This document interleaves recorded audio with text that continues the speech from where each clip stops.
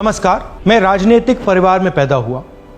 जब मैं छोटा सा था 1980 में प्रियंका और मैं घर में लेई बनाते थे, रात को निकलकर पोस्टर चिपकाते थे। चुनाव समझता हूं, 20 साल से मैं स्वयं चुनाव लड़ रहा हूं। पोलिंग कैसे होती है, पोलिंग बूथ कैसे मैनेज किया जाता है, वोटर लिस्ट, फॉर्म 17, ये सब मैं गहराई से समझता हूं। कुछ समय पहले हमें दाल में काला लगा। चुनाव के नतीजे आते थे, मूड एक तरीके का होता था, रिजल्ट दूसरे तरीके का। मुझे याद है उत्तराखंड में हम चुनाव हारे।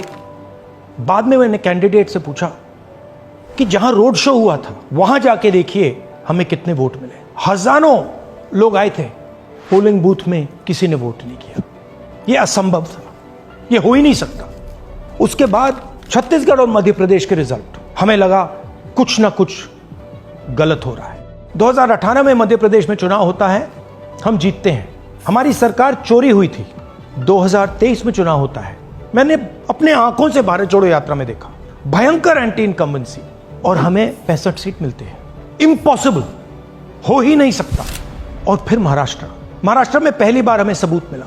विधानसभा और लोकसभा के बीच में जादू से नए वोटर आते हैं, और जहां भी इन नए वोटर्स ने वोट किया वहां वोट बीजेपी को गया। महाराष्ट्र चुनाव के बाद जब हमें डाउट हुआ, हमारे गठबंधन के सारे नेताओं ने प्रेस कॉन्फ्रेंस किए और हमने इलेक्शन कमीशन से कहा कि आप हमें वोटर लिस्ट दीजिए, वीडियो रिकॉर्डिंग दीजिए। इलेक्शन कमीशन ने मना किया।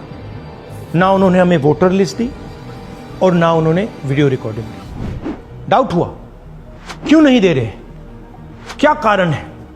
तो हमारे दिमाग में सवाल उठा, क्या इलेक्शन कमीशन बीजेपी की मदद कर रहा है?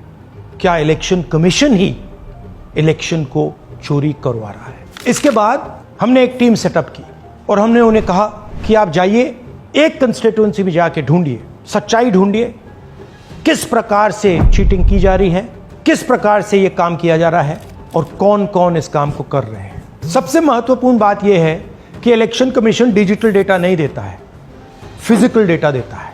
मतलब लाखों कागज में वोटर लिस्ट दे देगा, मगर डिजिटल वोटर लिस्ट किसी को कभी नहीं देता है। क्यों नहीं देता?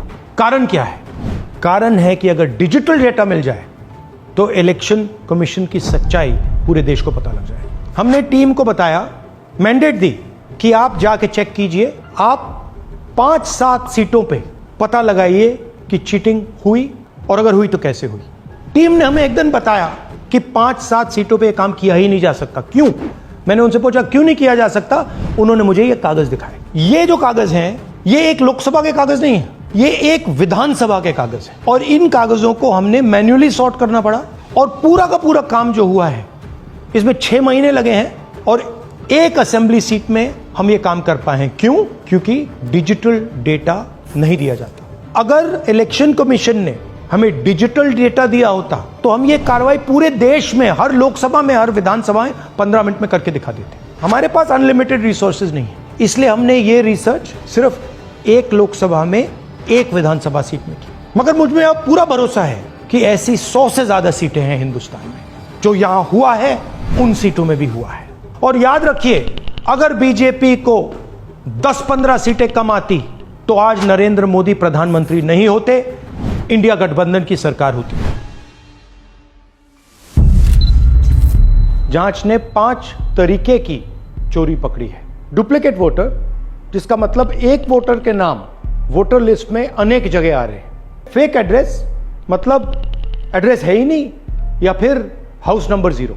Bulk voter in single address, मतलब एक छोटे से घर में 40, 50, 60 लोग रह रहे हैं। इनवैलिड फोटोज, छोटी सी फोटो है या फिर फोटो ही नहीं है, और वो जो छोटी फोटो है वो दिखती भी नहीं है। कौन है, किसका चेहरा है, नहीं पता लग सकता।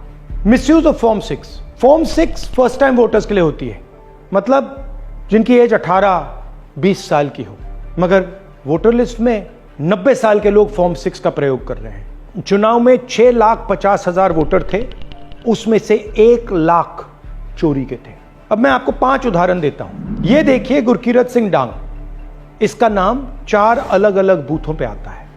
ये कैसे हुआ और क्यों हुआ?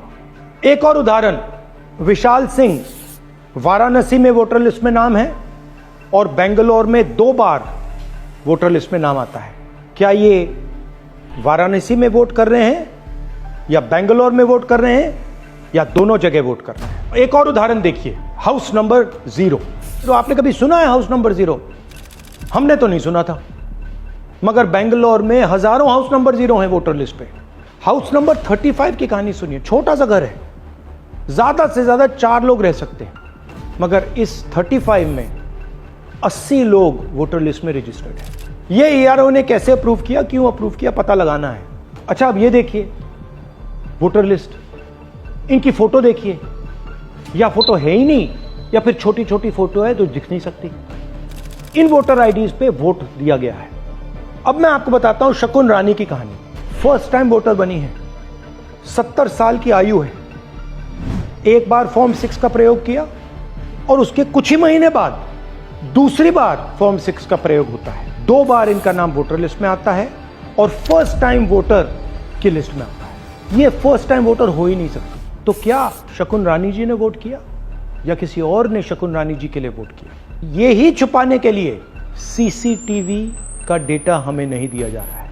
और ये शकुन रानी जी अकेली नहीं है, ऐसे हजारों लोग हैं जिन्होंने फॉर्म 6 का प्रयोग करके 2-3 बार वोटर लिस्ट में नाम डाला है। हमने पहले इलेक्शन कमीशन से इलेक्ट्रॉनिक वोटर लिस्ट मांगी थी, सीसीटीवी फुटेज मांगी थी। उन्होंने अपना काम नहीं किया, हमें नहीं दिया। फिर हमने अपना इन्वेस्टिगेशन कराया, आरटीआई भरे और हमारे पास डेटा आया। भाई और बहनों, सच्चाई यह है कि हिंदुस्तान में इलेक्शन कमीशन और बीजेपी मिलकर इलेक्शन चोरी कर रहे हैं। यह पूरा का पूरा सबूत ब्लैक एंड व्हाइट में आज हमने आपको दिया है। इलेक्शन कमीशन जानता है कि हमने उनकी चोरी पकड़ ली है, इसीलिए एसआईआर आया है। यह एसआईआर जो है इंस्टीट्यूशनलाइज चोरी है। इलेक्शन कमीशन खुलकर बिना डरे बीजेपी के साथ मिलकर चोरी कर रहा है।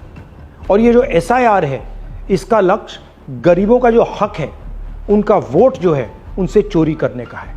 मैं आपको एक और बात बताना चाहता हूं। इस पूरी इन्वेस्टिगेशन में हमने वोटर एडिशन को देखा है, मगर जितना एडिशन होता है शायद उससे ज्यादा डिलीशन होता है, सब्ट्रैक्शन होता है।